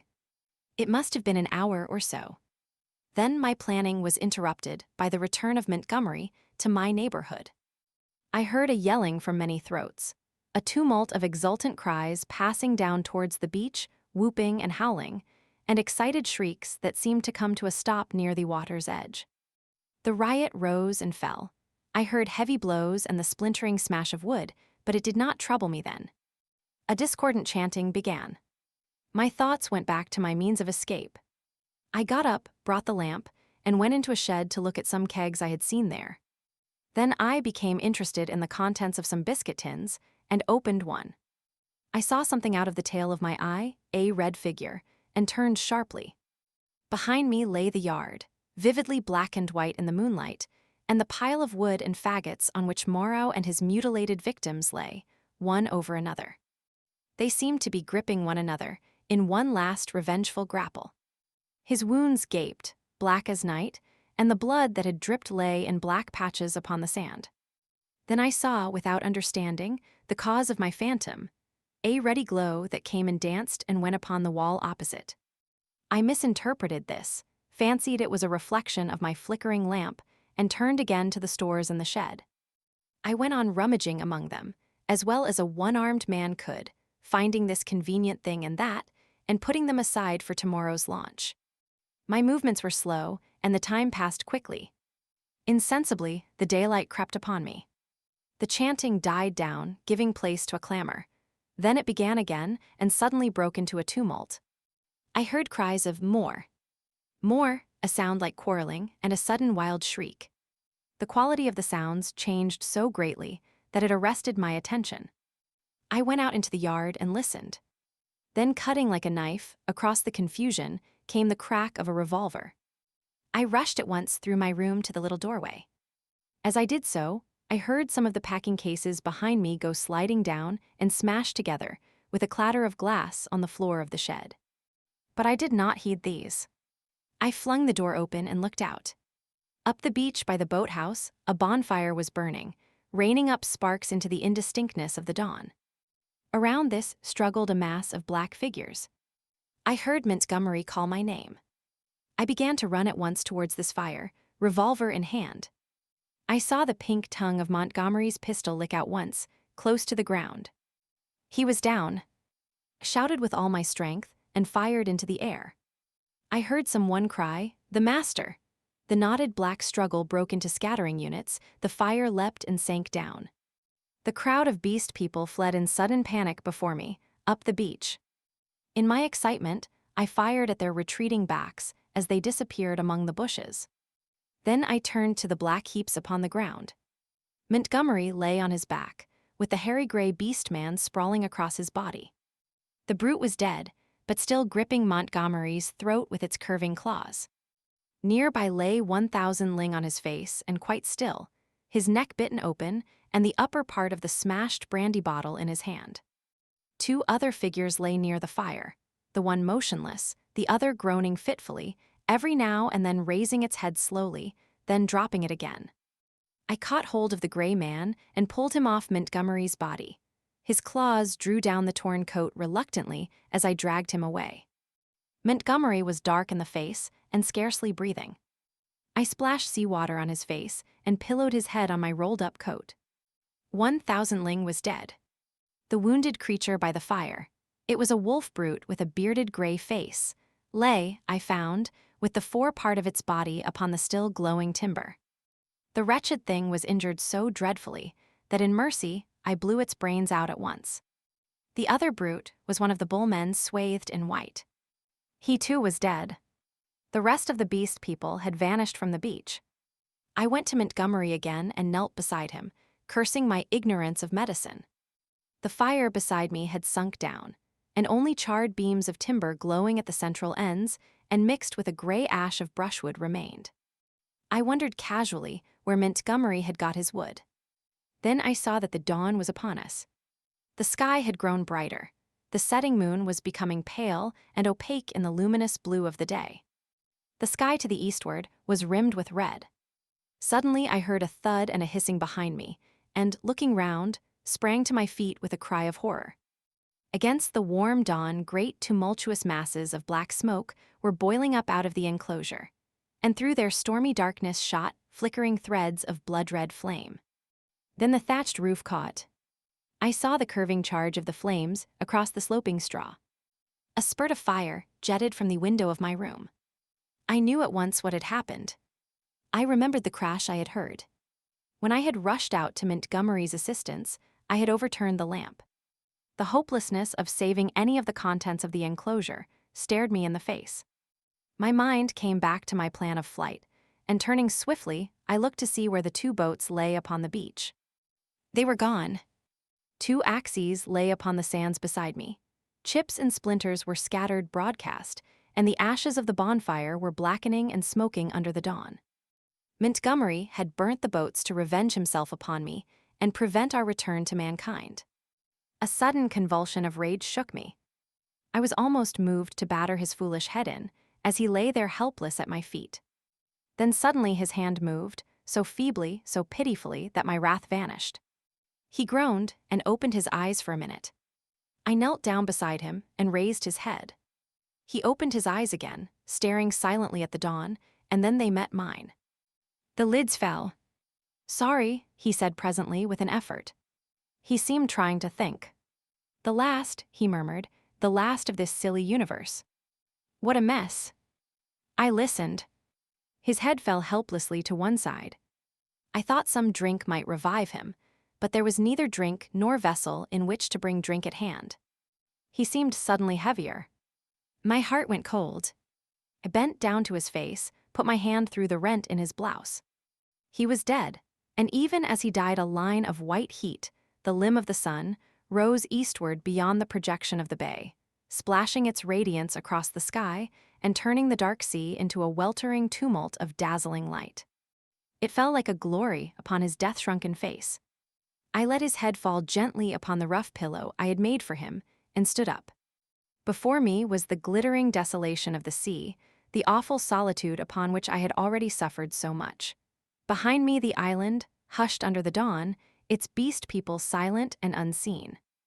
The enclosure, with all its provisions and ammunition, burnt noisily, with sudden gusts of flame, a fitful crackling, and now and then a crash. The heavy smoke drove up the beach away from me, rolling low over the distant treetops towards the huts in the ravine. Beside me were the charred vestiges of the boats and these 5 dead bodies. Then out of the bushes came 3 beast people, with hunched shoulders, protruding heads, misshapen hands awkwardly held and inquisitive, unfriendly eyes, and advanced towards me with hesitating gestures. 20. Alone with the beast folk. I faced these people, facing my fate in them, single-handed now, literally single-handed, for I had a broken arm. In my pocket was a revolver with 2 empty chambers. Among the chips scattered about the beach lay the 2 axes that had been used to chop up the boats. The tide was creeping in behind me. There was nothing for it but courage. I looked squarely into the faces of the advancing monsters. They avoided my eyes, and their quivering nostrils investigated the bodies that lay beyond me on the beach. I took 6 steps, picked up the blood-stained whip that lay beneath the body of the wolfman, and cracked it. They stopped and stared at me. "Salute," said I.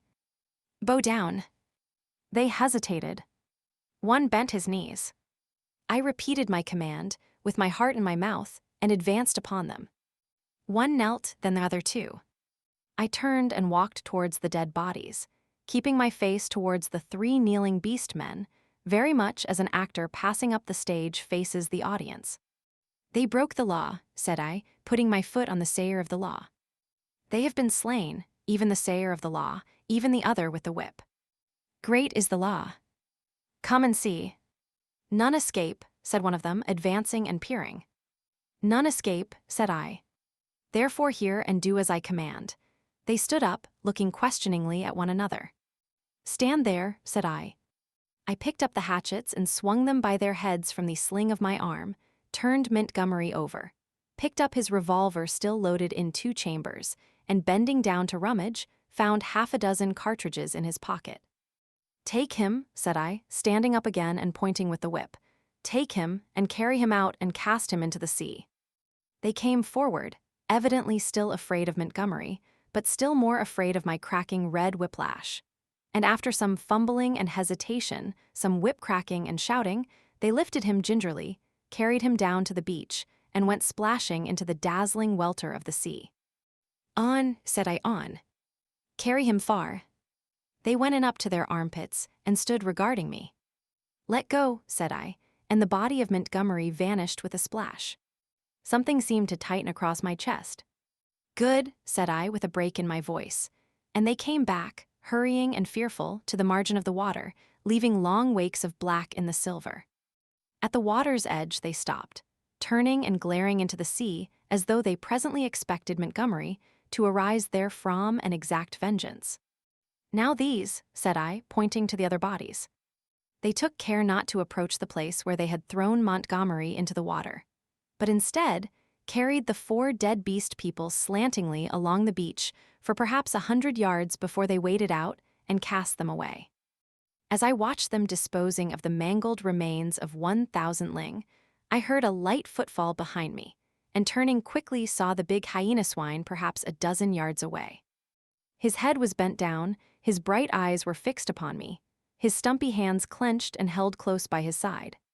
He stopped in this crouching attitude when I turned, his eyes a little averted. For a moment we stood eye to eye. I dropped the whip and snatched at the pistol in my pocket, for I meant to kill this brute, the most formidable of any left now upon the island, at the first excuse. It may seem treacherous, but so I was resolved. I was far more afraid of him than of any other 2 of the beast folk. His continued life was, I knew, a threat against mine. I was perhaps a dozen seconds collecting myself. Then cried I, salute. Bow down. His teeth flashed upon me in a snarl. Who are you that I should? Perhaps a little too spasmodically, I drew my revolver, aimed quickly and fired. I heard him yelp, saw him run sideways and turn, knew I had missed, and clicked back the cock with my thumb for the next shot. But he was already running headlong, jumping from side to side, and I dared not risk another miss. Every now and then he looked back at me over his shoulder. He went slanting along the beach, and vanished beneath the driving masses of dense smoke that were still pouring out from the burning enclosure. For some time, I stood staring after him. I turned to my 3 obedient beast folk again, and signaled them to drop the body they still carried. Then I went back to the place by the fire where the bodies had fallen and kicked the sand until all the brown bloodstains were absorbed and hidden. I dismissed my 3 serfs with a wave of the hand and went up the beach into the thickets. I carried my pistol in my hand, my whip thrust with the hatchets in the sling of my arm. I was anxious to be alone, to think out the position in which I was now placed.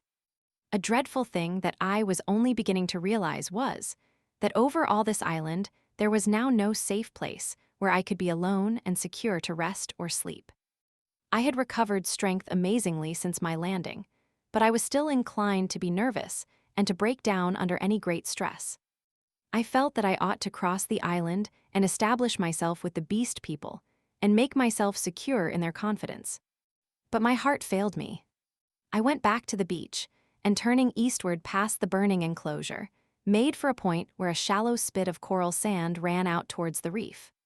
Here I could sit down and think, my back to the sea and my face against any surprise. And there I sat, chin on knees, the sun beating down upon my head and unspeakable dread in my mind, plotting how I could live on against the hour of my rescue, if ever rescue came. I tried to review the whole situation as calmly as I could, but it was difficult to clear the thing of emotion. I began turning over in my mind the reason of Montgomery's despair. "They will change," he said. "They are sure to change." And Moreau, what was it that Moreau had said? The stubborn beast flesh grows day by day back again. Then I came round to the hyena swine. I felt sure that if I did not kill that brute, he would kill me. The sayer of the law was dead, worse luck. They knew now that we of the whips could be killed, even as they themselves were killed. Were they peering at me, already out of the green masses of ferns and palms over yonder, watching until I came within their spring? Were they plotting against me? What was the hyena swine telling them? My imagination was running away with me into a morass of unsubstantial fears. My thoughts were disturbed by a crying of seabirds hurrying towards some black object that had been stranded by the waves on the beach near the enclosure. I knew what that object was, but I had not the heart to go back and drive them off. I began walking along the beach in the opposite direction, designing to come round the eastward corner of the island and so approach the ravine of the huts without traversing the possible ambuscades of the thickets. Perhaps half a mile along the beach, I became aware of one of my 3 beast folk advancing out of the landward bushes towards me. I was now so nervous with my own imaginings that I immediately drew my revolver. Even the propitiatory gestures of the creature failed to disarm me. He hesitated as he approached. "Go away," cried I. There was something very suggestive of a dog in the cringing attitude of the creature.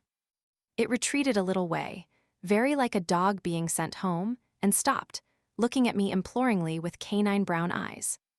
"Go away," said I. "Do not come near me."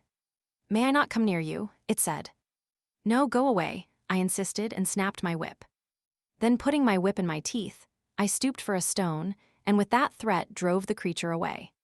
So in solitude, I came round by the ravine of the beast people, and hiding among the weeds and reeds that separated this crevice from the sea, I watched such of them as appeared, trying to judge from their gestures and appearance how the death of Moreau and Montgomery and the destruction of the House of Pain had affected them. I know now the folly of my cowardice. Had I kept my courage up to the level of the dawn, had I not allowed it to ebb away in solitary thought, I might have grasped the vacant scepter of Moreau and ruled over the beast people. As it was, I lost the opportunity, and sank to the position of a mere leader among my fellows. Towards noon certain of them came and squatted basking in the hot sand. The imperious voices of hunger and thirst prevailed over my dread. Came out of the bushes, and, revolver in hand, walked down towards these seated figures. One, a wolf woman, turned her head and stared at me, and then the others. None attempted to rise or salute me. I felt too faint and weary to insist, and I let the moment pass. "I want food," said I, almost apologetically, and drawing near. "There is food in the huts," said an ox-boar man drowsily and looking away from me. I passed them and went down into the shadow and odors of the almost deserted ravine. In an empty hut, I feasted on some specked and half-decayed fruit, and then, after I had propped some branches and sticks about the opening, and placed myself with my face towards it and my hand upon my revolver, the exhaustion of the last 30 hours claimed its own, and I fell into a light slumber, hoping that the flimsy barricade I had erected would cause sufficient noise in its removal to save me from surprise.